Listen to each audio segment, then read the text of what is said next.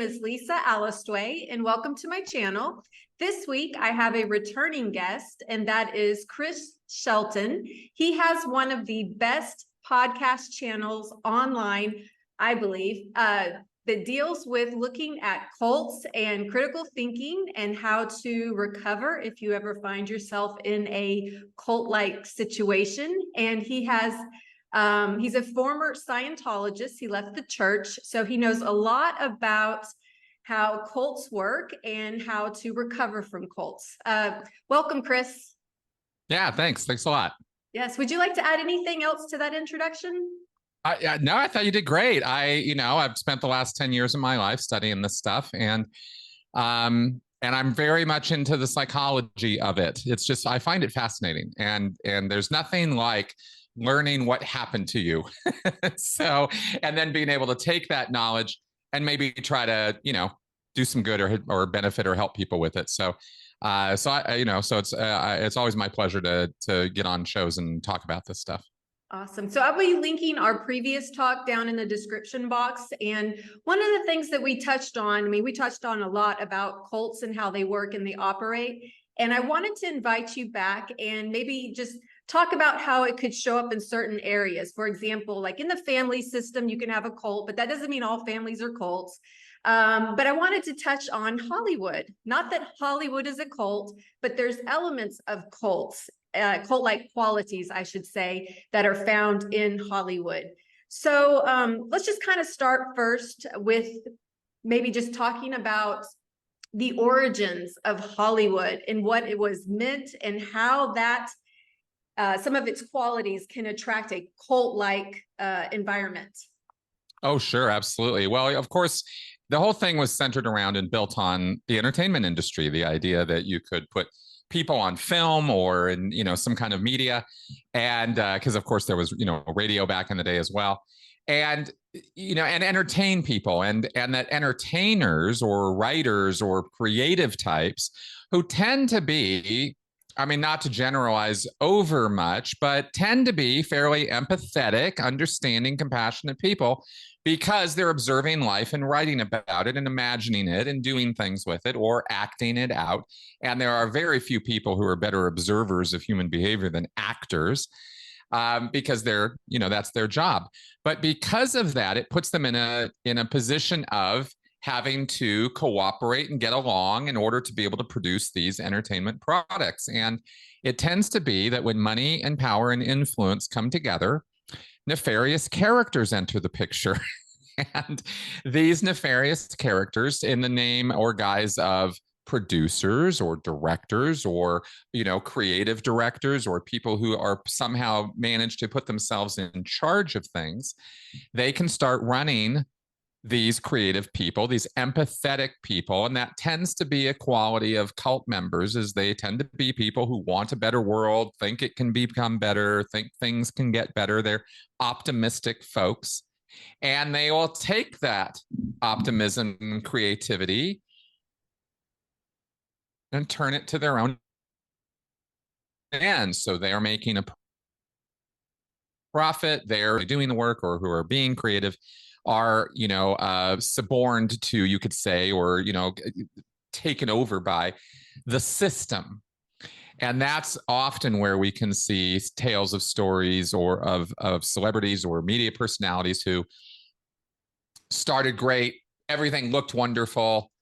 They rose in fame and fortune, and then they got taken advantage of or sidelined or somehow ruined by the entire process of this. And there's a lot of levels and dynamics to it. I don't mean to reduce it down to a simplicity of, evil men do bad things, but then again, evil men do bad things. So we have to account for that, Yes. Not all that glitters is gold. And a lot of times there is a dark side to Hollywood, and people want to see like the youth and the beauty and the shiny part of it, but there is an underbelly that can be very, very dark. There are unwritten rules that people just know if you're going to get in the business. It's gotten better. Obviously, we've had the Me Too movement and all of that stuff, but it was pretty well known about the casting couch. You didn't have to live there. You could be in the middle of Ohio and people knew that existed in that world, and people got away with it. That's right. That's right. I mean, it's still the topic of discussion, and I don't know. I mean, it's all over the entertainment industry. And that is one of many such things. The other, there are other unwritten rules that you're just going to have to roll with complete jerks. I mean, just people who are getting themselves in positions of power and become very abusive with it. They become very domineering. And, we could name names, but I think we know we're talking about, big name Hollywood producers who have been around for a long time. And Weinstein was one such person. To imagine that there are not others would be rather silly. I remember even doing a whole podcast one time about a producer, quite famous man named Scott Rudin. And I literally did a walkthrough, compare and contrast between him and David Miscavige, the leader of Scientology, because their behavior over the years was so similar, overbearing, incessant screaming and yelling and abusive behavior toward their juniors, their subordinates. And just really hell on wheels kind of people. And there's this kind of culture in Hollywood that, moneyed people who have a lot of power are people you have to kowtow to. You have to go and roll with them and agree with what they are doing or saying if you want to have a career. Obviously, that kind of thing doesn't just happen in Hollywood, but because the effects of what happens in Hollywood are so big and broad, literally international and worldwide, we tend to put those things under a microscope and use them as case studies of what goes on elsewhere. The Weinstein thing is a perfect example of that. The entertainment industry is far from the only place that had sexual abuses as part of climbing the corporate ladder or moving up the line or going up the totem pole. And Hollywood became a great microcosm of that. We hope we will continue to see these kind of revisions and changes in our cultural thinking about these things. As these abuses are made known and reported on in the media. Right. Now, I said at the beginning that Hollywood's not a cult, but it has cult-like qualities. Have you heard of the Nexum? That was an actual cult that was working in Hollywood with the actors and actresses. Would you mind briefly just touching a little bit about what you know about that and just demonstrate its cult-like qualities? Yeah, absolutely. Yeah. NXIVM was interesting because it was a non-religious cult. It was a self-help business related activity under a man named Keith Raniere. And of course, he's in jail now. And despite all of his frantic efforts and those of his very, very few supporters who are left to get him out of that jail, he is going to be there for the rest of his life because he sexually abused and physically violently abused his followers. And his whole thing was very, very similar to, in fact, very parallel with Scientology in many ways. He actually cribbed ideas from Scientology and used them straight up in his dogma, in his belief set. He didn't call it a dogma because it wasn't religious, and he got to, he didn't get away with the religion thing. But what he was doing was promising increased power and influence and a higher sense of self and all of this self-actualization kind of thing. And he also preached that he could explain in his very unique way the problems with the relationship dynamics between men and women. And what he actually put forward to men and women followers of his was an incredibly misogynistic belief set that women were naturally subservient and there for sex and X, Y, and Z. And he then acted on those beliefs and was sexually taking advantage of many of his followers without them knowing, or without the other ones knowing, and or pretending it was some other picture than it was. And all the time that this was happening, making an incredible amount of money and profit from this. Yes. It was so he and a woman. Oh, incredible story. And a lot of survivors come out of that. And there's been documentaries and whatnot about it. It's a control system. The idea with these cults is that there's a framework or system of beliefs or ideas that you are supposed to align your life to. And NXIVM provided that. And the more complete the system is, the more it delves into all the details of your life and sort of takes them over, the more totalist we call the system. Because it's a totality of really just taking over your whole life. It's not just something you're doing 1 or 2 days a week, or you go give some lip service to. And that's the experience for a lot of people of going to church and that sort of thing, is it's part of their life, but it's not the totality of their life. Mm-hmm. Cults seek to actually take over every aspect of your life and control your relationships, your finances, mm-hmm. How you get around, even not just what you believe in one certain area of your mm-hmm. life. And in that sense, Hollywood also can be very consuming. Yes, I remember back in the 1950s with the movie stars, they would be like, don't tell them that you're gay, or don't tell them that you're married or pregnant. Like, they had complete control over their image, what they could do. They were owned by their studios, more or less. And then, of course, through time, they've got more, freedom and rights. But Hollywood definitely has an exploitative quality to it, if you study the history of it, and especially in child exploitation, sexual exploitation. That is a key feature in cults. That's right. That's very, very much. In fact, one could say that is the core purpose of cults, is to bring people in and sort of ravage their resources, take over, get their money, get their energy, take over their lives, get them to work for the cult, like I did for 25 years for Scientology, mm-hmm. where you're now part of the machinery of it. And you're now actually literally victimizing other people in the name of doing good, or bringing entertainment, or bringing, making history, mm-hmm. Which is a line that's been used in Hollywood to get people to, kowtow to things they never should have agreed to. And we've seen so many stories over the decades of women, children being sexually abused or taken advantage of because of this. We see just as many stories of men being physically abused on set with stunts and with other physically demanding things. And also, although it's not given as much attention, sexual abuses with males as well. What was it? Brandon Fraser? The actor who was in The Whale recently mm-hmm. had come out with an entire story of how his career was almost sidelined and completely ruined because of the sexual advances of a nefarious producer. Mm-hmm. So it doesn't just happen to women either. So it's a cultural problem in that area, and this is an outgrowth of the kind of incredible, unbelievable. I mean, it's almost unimaginable the amount of money and power that are available and within reach of people who go there or who are part of that machinery. And the very heads of this, the heads of the studios, the major producers, they're now the ones who mainly call the shots, as opposed to it's similar but different from the old studio system in that it's not so obvious and formalized. And yet brand management, reputation management, that's a whole cottage industry. And every single celebrity has to become part of that machine if they want to thrive and survive over time in that industry. Yeah, that's another key one I was going to bring up with is cult-like quality is the blackballing. Like, they will perish you. They will not physically kill you, but kill your image, kill your reputation.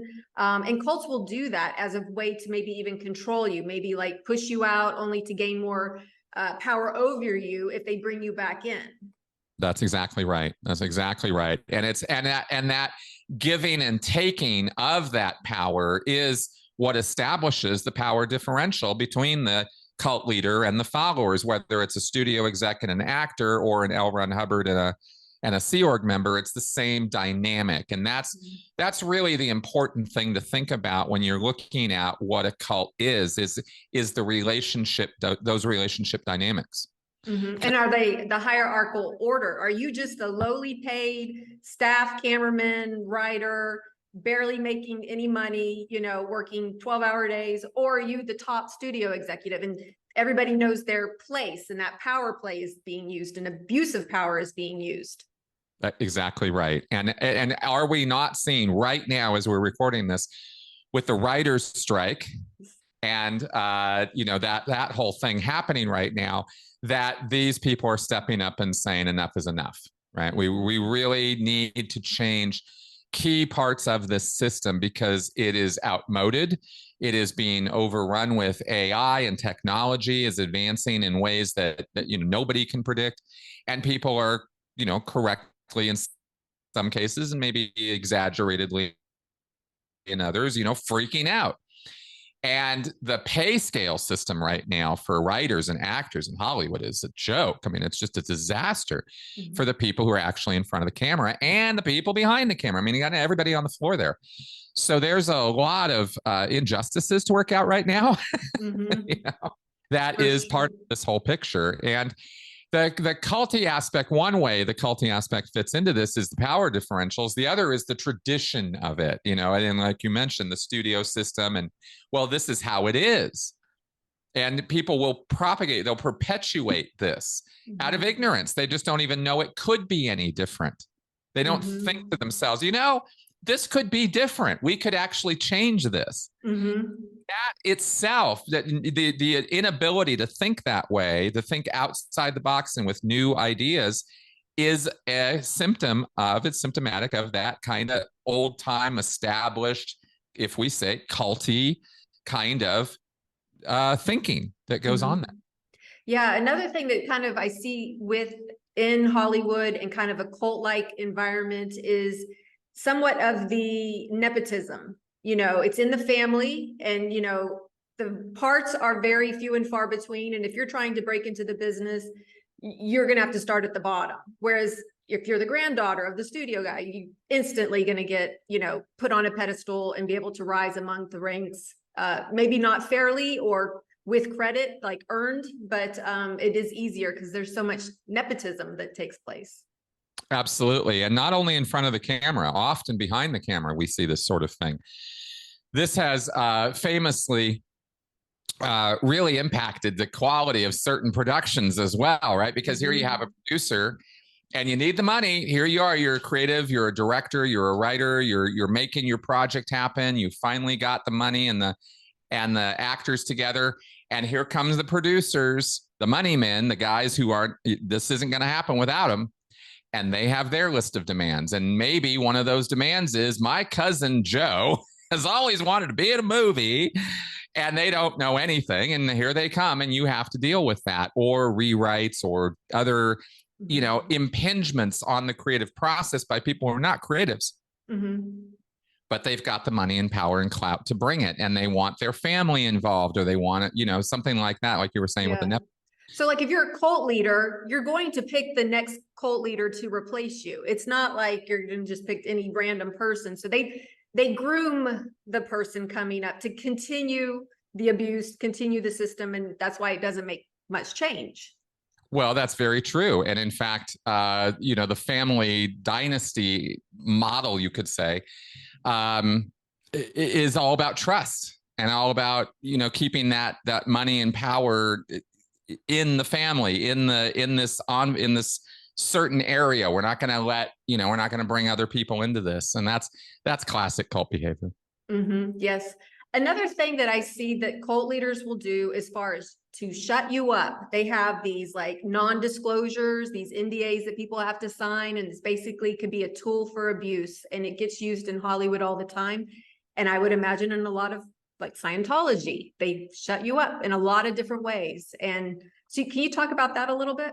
Absolutely. Yeah, of course. NDAs are basically legalized extortion and payoff, right? Because you're giving us, usually there's some money involved in changing hands, and you're signing away your rights to your freedom to speak, to, freedom of speech. And unless you're talking about, really sensitive trade secrets or something, there is very little cause for NDAs in our world. But they are put there continually by oppressors and predators who want to hide and need air cover for their behavior.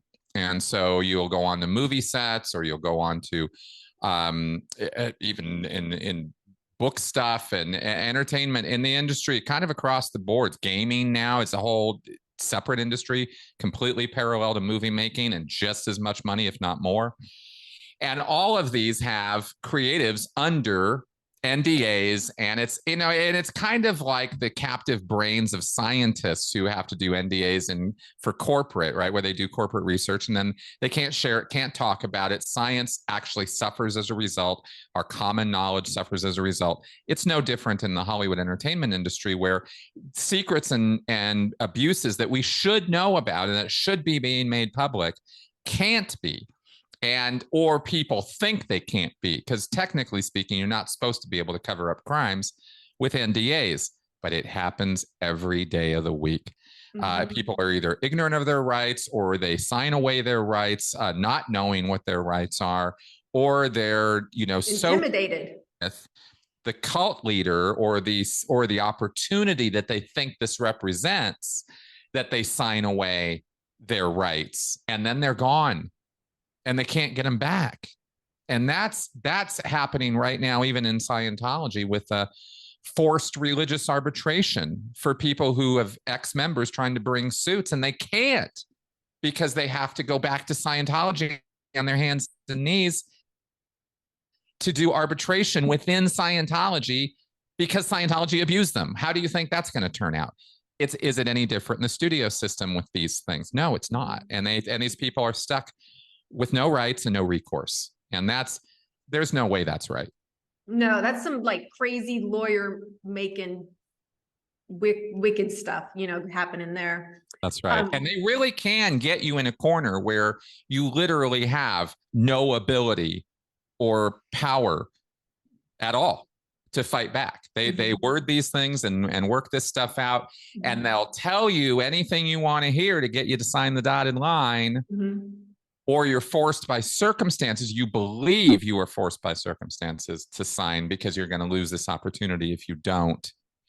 And, you know, maybe there's even some truth in that, but how much of an opportunity is it if in order to accomplish it, you have to sign away literally your First Amendment rights?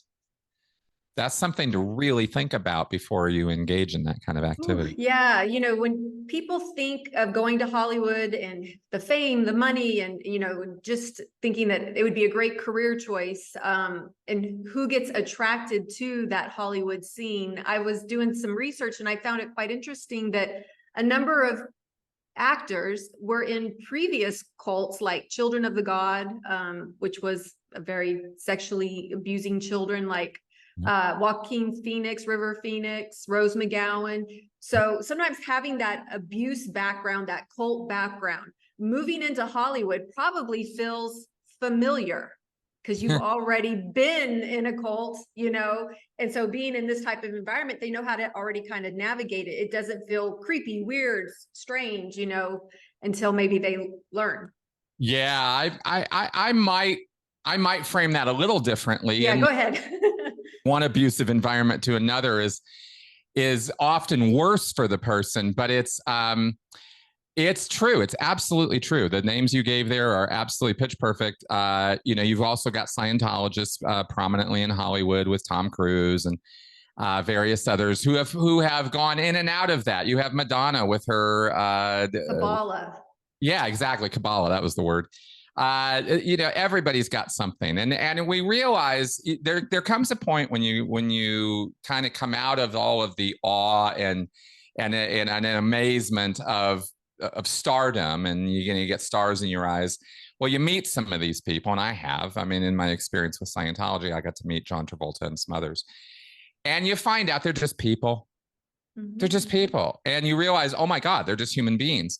And once you get that really clear, the stardom kind of stuff kind of fades a bit, the glitter kind of fades, but you also realize they're just as susceptible as anybody else to fall into anything. They have the same weaknesses, foibles, emotional needs, you know, if not more. I mean, talk about insecurities. I mean, a Hollywood career is a career of insecurity for quite a while until you hit the rarefied air. And only a handful of people at any one time are in those top positions. We see them on the Oscars and things like that. So everybody else is trying to climb this totem pole, climb this ladder, and have whatever career goals they have. And along the way, they are just as susceptible to falling for the con of what one of these cults will pitch to them, and whether it's Scientology or Kabbalah or anything else, to forward their career in Hollywood. Even this was one of the mainstay ways that Scientology would get into Hollywood. And in the 70s and 80s, they were much more influential than they are now because of that. Mm-hmm. So it's kind of interesting looking at actors or celebrities as just human beings first, and then realizing, oh, of course, right? They have so many predators trying to, vying for their attention and their time. Yeah, and, it's interesting to think about our psychology and why we worship celebrities, why they have ascended to a godlike position. Just why do we have fans and people that, like, when they are just regular people, they go, brush their teeth and put on their pants in the morning, just like everybody else. Like, they're no better, no worse, but yet we have built a society where we give them godlike status. We do.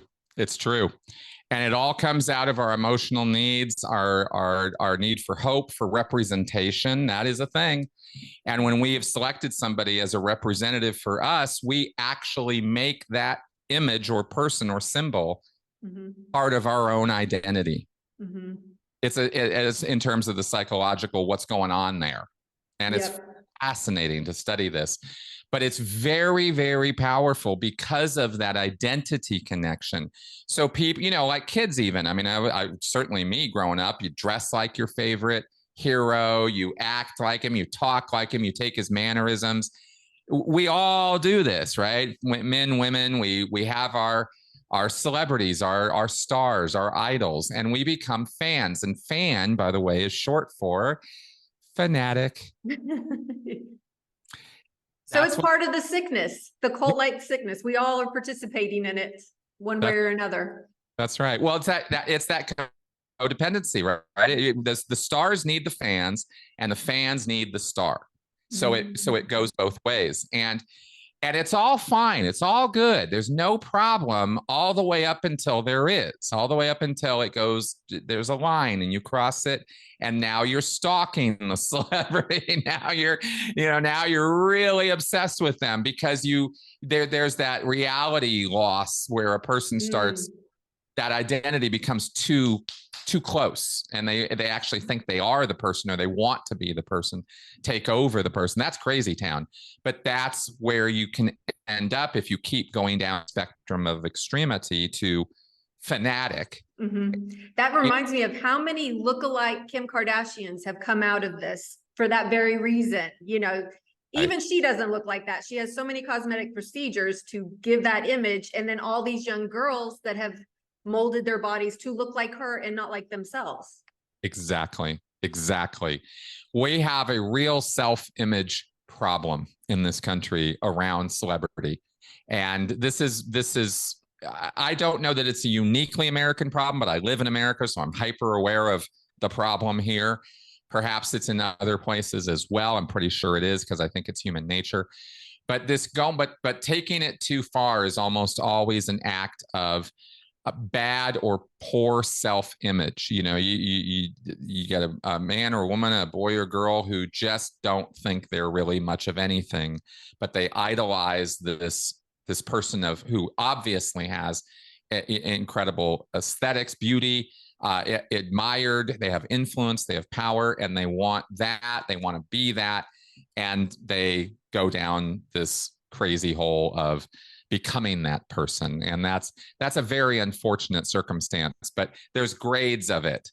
And the surgeries and the other nonsense the language changes, all of that.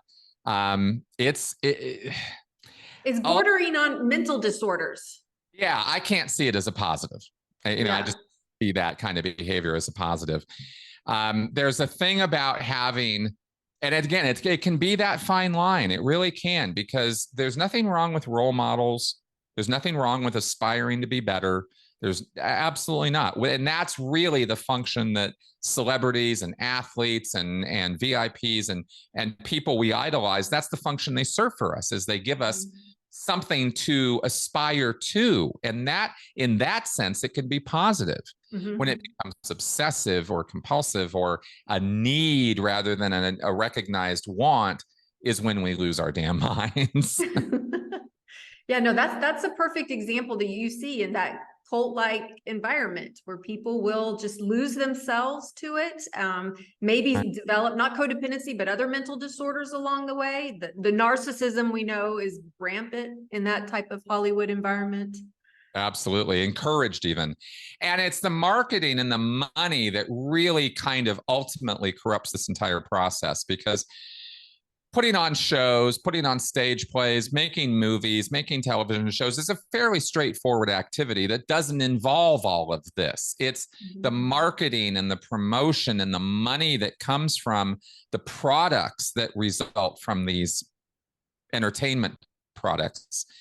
That's where things get crazy. That's where you're inundated with advertising, inundated with products, dolls, action figures, clothing, food, all of it. And there's so much money to be made from that, way more than they make from the movies even.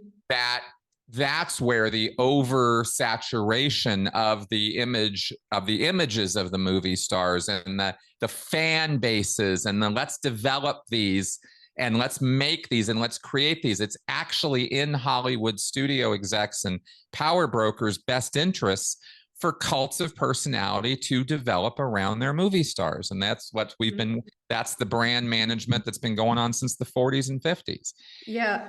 This is a carefully cultivated and desired product. And that really, I think, is the crux of the problem with Hollywood, is the vested interest in creating cults of personality because there's so much money to be made in that. Yeah, it's interesting looking at, the movie stars and how we have, somebody like Tom Cruise, who is a movie star, has been for decades, keeps getting those big multi-million dollar movies, and then nobody else is coming up to replace him. There's not another Tom Cruise. Brad Pitt, another one we just keep seeing over and over again. Like, sure. It's like, I don't know the future of Hollywood, but that should be something else we should probably talk about, with this whole cult-like thing and, and the movie stars. What are your thoughts on where this is all going to go, ultimately?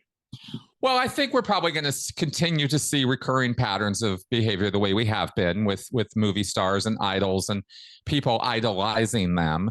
It's a need that gets fulfilled for people, and it's too much of a need, and it's too broadly needed for it to just go away or easily disappear. People are willing to pay a lot, and not just money. They're willing to go, stay overnight in the line to get in the movie, to be the first one to see it and all that kind of thing.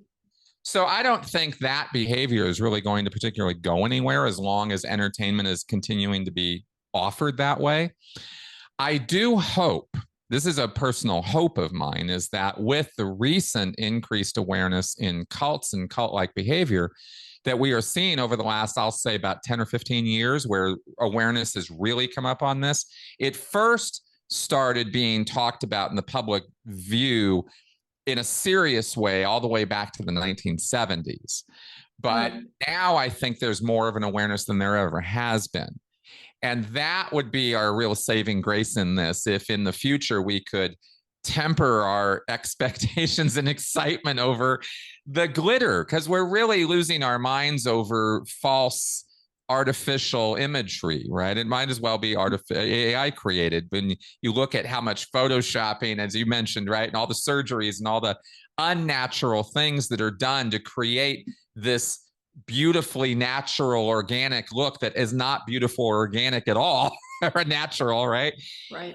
That kind of fakery is where Hollywood and where the entertainment industry does us a gross disservice. I know we don't need to see every little wrinkle. We don't need to see every little flaw. That's kind of its own level of nonsense. But average people being portrayed in average ways would go a long way toward tamping down some of this star-struck nonsense that people can get up to. Don't know. Don't know if that's ever going to happen, but at least I'll say it out loud. Yeah.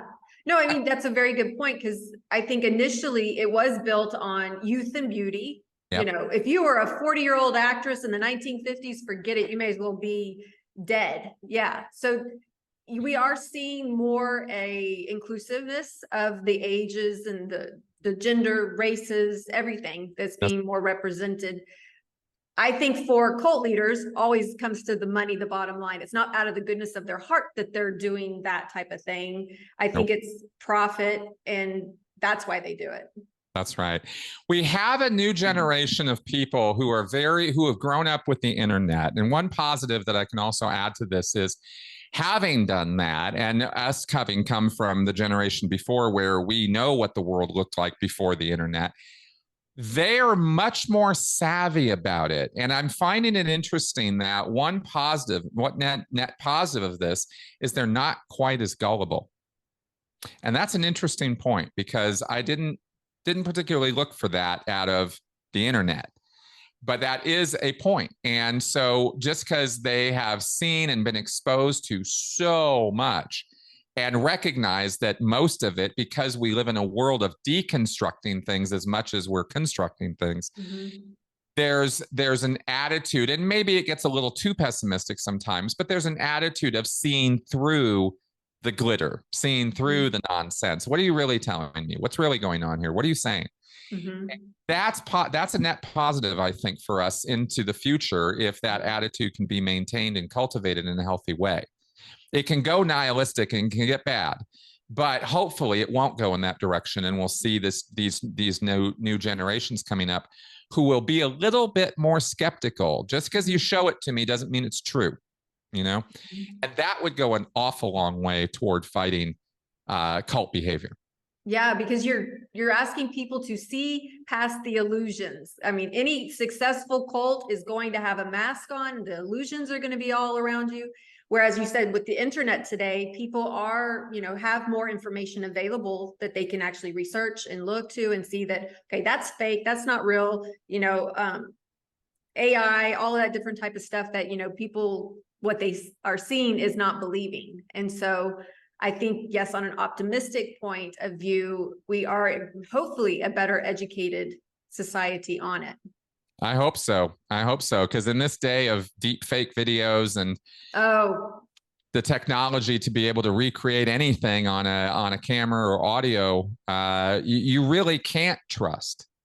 Yeah, I was thinking about AI and how much more scam and fraud we're going to be seeing in the future, and we're going to have to adapt, and we're going to have to overcome, and just like we have with other stuff, there'll be new levels of fraud and scammery and so forth with AI and Hollywood. I know actors are upset that, if they get to use their likeness in AI, will they be compensated? Like, there's so many issues that are going to be coming up. That's right. That's a technology that is scaring the hell out of everybody, and rightfully so, because it is an incredibly powerful technology, and it should be scary because we don't know or have it under control right now. And even there, that fear, you can fearmonger on that, create your own little cult. There's yes. So many angles you can approach this from. We really have to. There's no substitute. I'm just going to say it. So there's no substitute moving forward to having your eyes and ears open, paying attention. Yep, that's a really good point about the fear mongering and the conspiracy theories. And your channel goes into that and talks a lot about it. I love your critical thinking take on it. So if somebody is wondering, because it's such a hot topic, and we're seeing it everywhere, and Hollywood that has been a propaganda machine in a lot of ways, putting out messages, and if the actors didn't go with the politics, they'd be blackballed. And there's so much, to unpack with Hollywood and all of its cult-like qualities.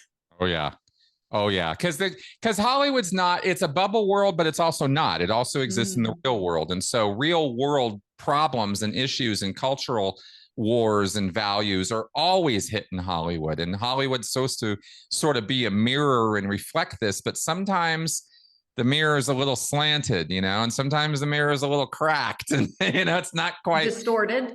Yeah, a little distorted, right? Sometimes you get funhouse mirrors. So, stretching my analogy all the way here, right? But it's a thing, and Hollywood can sometimes do us a great service, but sometimes in the wrong hands, it can do us a great disservice, even when it's trying to do good. And it's always interesting watching how they stumble about sometimes and realizing the vulnerabilities that exist there. That is another good point. There are cult leaders that do good. They have like I don't know, two faces. There's the face they put out to the public where they do or charity and do so much good stuff. And so you think, what a great guy. And then there's the dark side behind the closed doors. That's, the Dr. Jekyll, Mr. Hyde. And that happens in Hollywood a lot. Oh, huge time, right? The example that comes to mind straight away, of course, I go back to Scientology, but it's, where you have a new actor, you have some actor get involved in Scientology, does some of the low-level, basic level stuff, learns how to talk, learns how to not be so nervous. Some basic skills, basic common sense stuff, nothing special, and there's no secret sauce here. But they think there is, because they're told there is. And then they feel like Scientology is the reason for their success at an audition. And so they give Scientology more money and more power and more influence in their lives.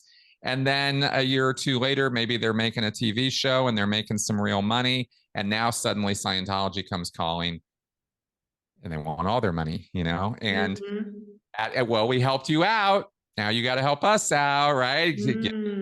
All that.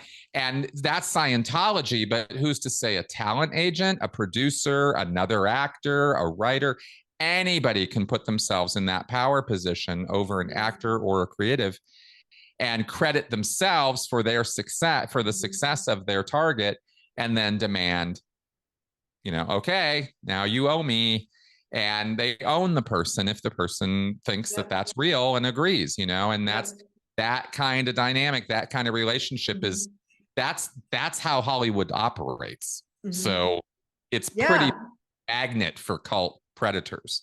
Yes. So like with cults, they also are operating with other industries. So you might have a Hollywood actor that maybe is not doing what they want him to do. So they'll write a story about them and tell lies in the newspaper. So they have the media working with them. They have lawyers that back them up. So then there is very little power for the low man on the totem pole. And so I've seen that as well, how people can get their whole career, their life, their family destroyed, in that type of industry. That's right. Or the work simply dries up all of a sudden. Can't do anything. Whether, and that's all, and then again, that can be for creatives across the boards. Yep. So, it's a big one. So we've talked about a lot of qualities of cult-like qualities in Hollywood, whether it's abuse, whether it's fear mongering, whether it's a whole host of things. Is there any other like qualities that stand out to you, cult-like qualities that you see in Hollywood?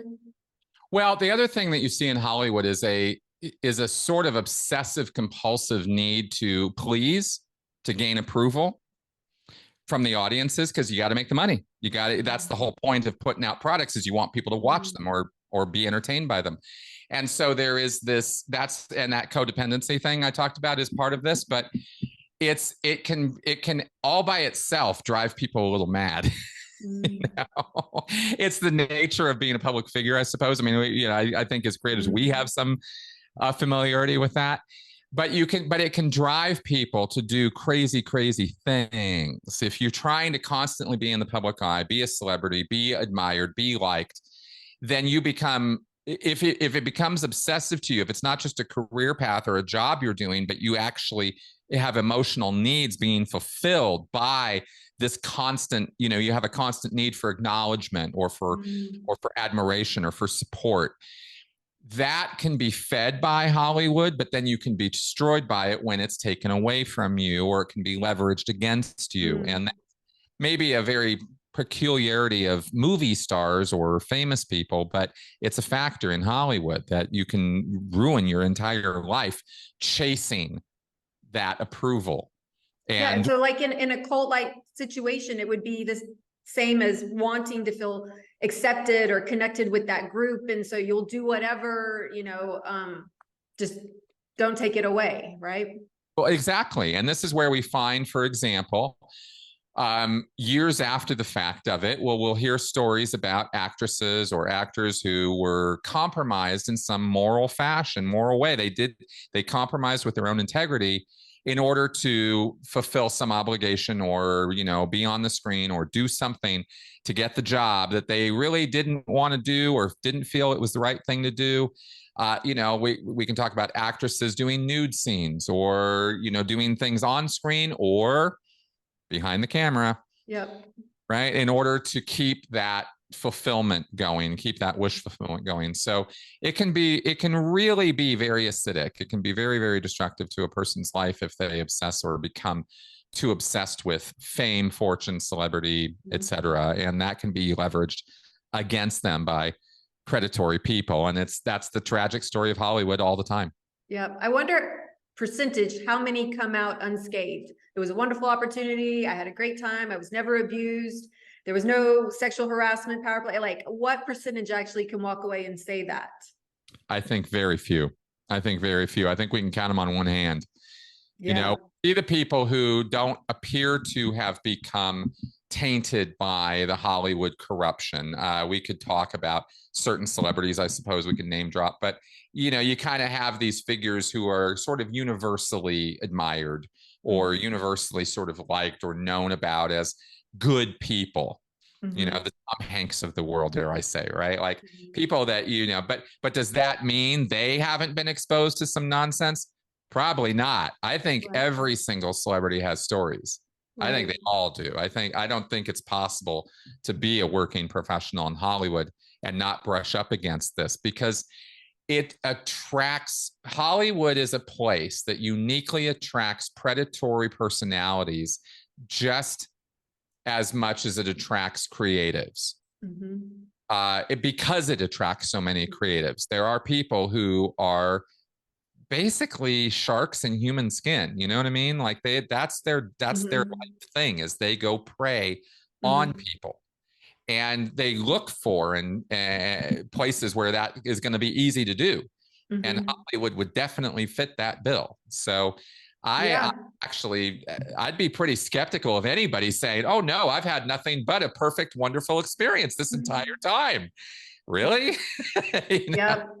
It kind of reminds me, like, if you take somebody who starts off one of the creative types, not the predatory types, and they start off in their career and, on a good foot, and over time, because they're in the industry, they're around the abuse, they see the abuse, that they become the abuser later on in their career. So maybe when they're a 50-year-old actor, they start to become predatory.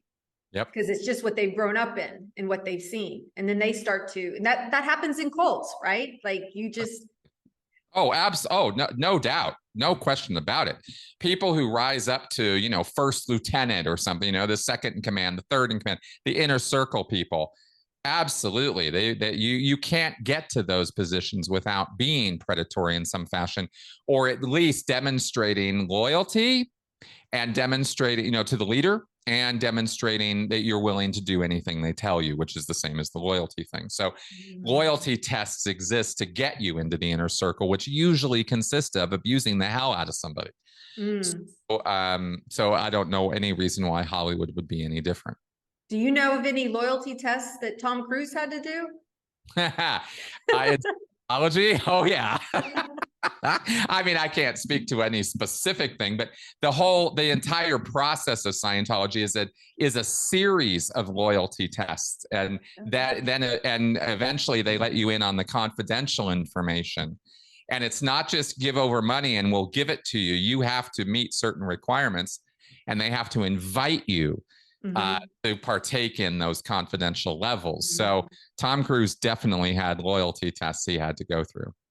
Yeah, he's an interesting case study because he's such a successful, beloved actor, so many great movies, but yet his private life is pretty dark from what we were to understand or uncover. But yet people don't want to look at that. That's another thing with cults. Look over here, don't look here.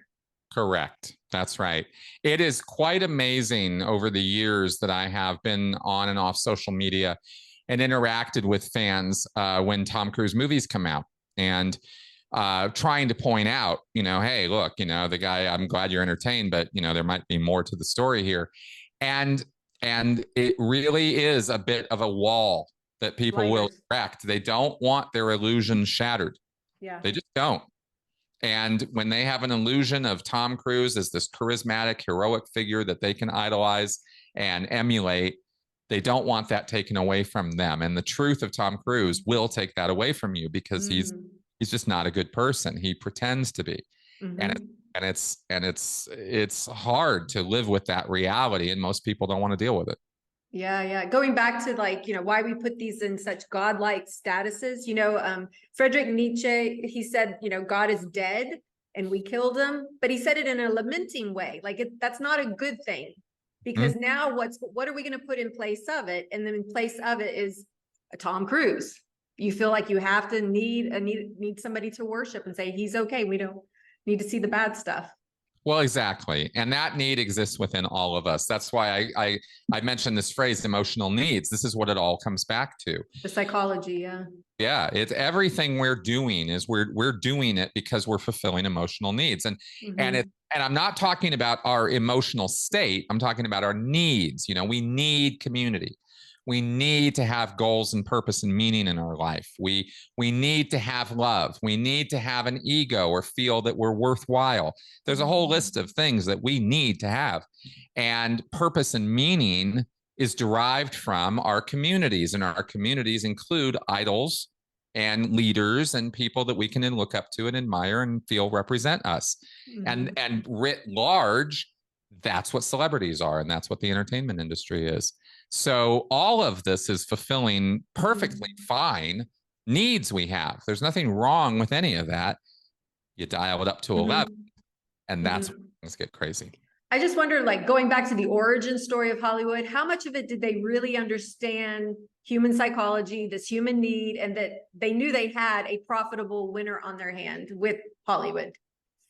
Oh, I think it took a few years before people what was what. Yeah, I think it took a little while, but once they did, I think the studio guys picked up on it pretty quick.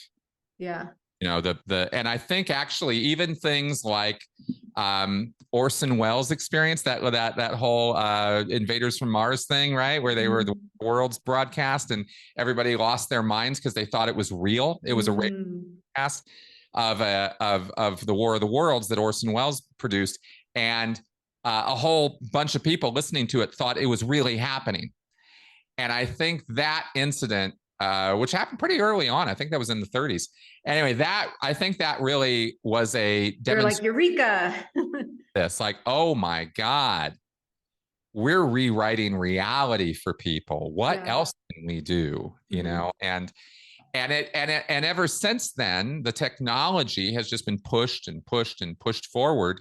So now you can experience these things in almost lifelike realism, and it's completely artificial constructs. And I'll tell you, when we can't tell the difference, it's going to be a whole nother plateau of nonsense and cult activity and danger for people. Yeah. What do you see happening under that type of environment when we can get into the virtual reality and manipulate and exploit people that way? Virtual cults. And we already see cult leaders using technology, using online models. We see QAnon as an example of a purely online cult that then becomes a real world cult. That's kind of crazy when you think about it, that it started online and people in their homes on their laptops were becoming radicalized. And yet that's exactly what's happened. And we've also seen online radicalization with Islamic terrorism. And we've seen online radicalization here in the United States. So it's a very touchy topic. It's very, very controversial. It's very, very powerful. And when we get into VR land, if that ever happens, and I'm not sure if it will, I don't know that people are really fully comfortable with it, but if it does happen, differentiating that reality from the real world is going to become very, very difficult. And I would predict a rise in mental health issues and problems as a result of that. I would predict that we'll have a split. We'll have people that live in virtual land, and that's where you'll find them. And then the people that choose not to do that. And there will be two worlds, two splits. That could very well happen. That could very well be the outgrowth of that.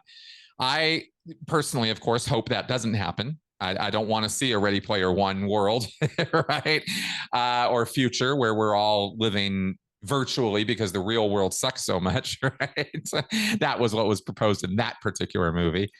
I want to see us connect with reality a little bit more because that's what grounds us and that's what we're built for as living organisms. We're not built to go live in a digital world.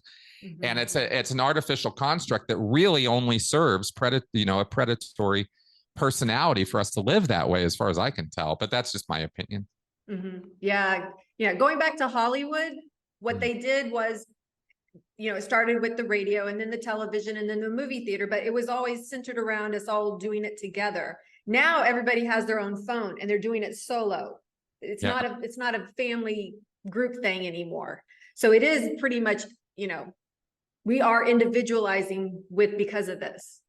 Correct. And I'd like to see a change in that and a shift in that too, because all of this technology is not going to alter anytime soon our basic emotional needs.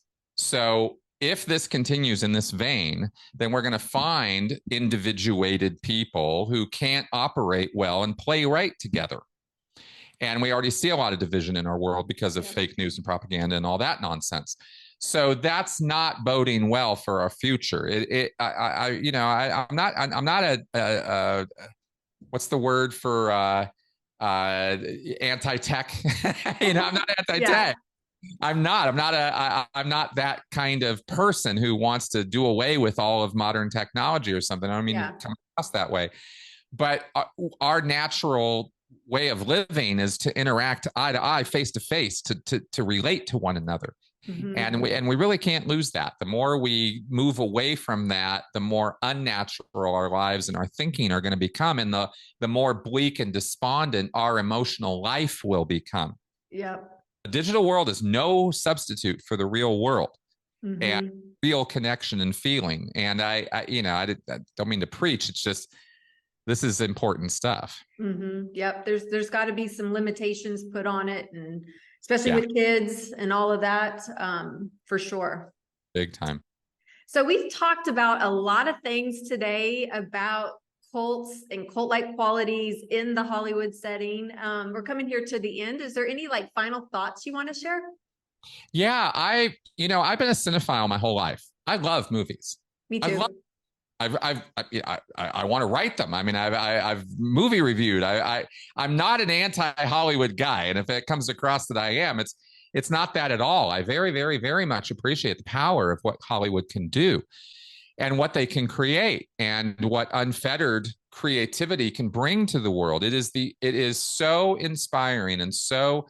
They can create images and stories and narratives and ideas and themes that will stick with you forever, for your entire life. They will help you and help guide you and help give you some moral foundation or some principles or whatever. So there's a lot of positive power there, and that shouldn't be ignored or not commented on in the midst of all of this awful that is also possible. So it is a double-sided coin. There are two sides to this. And while we've talked a lot about the negatives, there are positives, and we shouldn't relegate those positives, aside or get rid of them because we're so freaked out about the negatives. We should just deal with the negatives just deal with them, mm-hmm. So we can get more of that positivity. I'd like to see a lot more of that. And that's going to take a recognition of what a predatory personality is, what it looks like, what the red flags are, and then just not allowing those personalities to either rise to positions of power, or if they do, dealing with it in some systemic way where we're not forced to bow down to slave masters who are predators, Mm-hmm. Somehow we can restructure things to do better. And the Me Too movement showed that we can do that. Mm-hmm. It can be changed, and there's more change necessary. So it's not that nothing can be done about it, but it does obviously take a moment, and it takes a collective will and awareness. And those are the ingredients of long-term change. Yes, yes. And courage and bravery and truth and all of those things need to come forward because, we definitely can have better outcomes in Hollywood. Like you said, it's not all bad. And I think the things that you shared today definitely are very helpful if anybody's maybe wondering if they are involved in some type of cult-like environment. Hollywood was just our, a case study, our little example. It could be your family system. It could be a relationship. You could be a cult of one, an abusive partner. It could be in the workplace, with an awful boss, So take these types of things that we talked about, the cult-like qualities, and hopefully, enhance and help you. And check out Chris's web podcast and YouTube channel. You can see right behind his head there, Critical Conversations, because he's a big proponent of critical thinking, which we all need more of, I think, because we have somewhat an impractical world sometimes. And I think I cannot, say how much I really enjoy your channel. Awesome. Well, I'm very happy about that. And thank you very much for inviting me on your show to talk about this today. I really don't get to talk about the merging of these two things. These are two independent passions of mine that I really love talking about. And I'm really glad to have the opportunity to talk about all this. Awesome. Awesome. Well, thank you, Chris. I appreciate you coming on my channel today. And if you guys like this video, please give it a thumbs up and leave a comment down below. And if you have a question, maybe Chris might catch it. And don't forget to subscribe and hit the bell to be alerted to when the next video drops. Thanks for watching.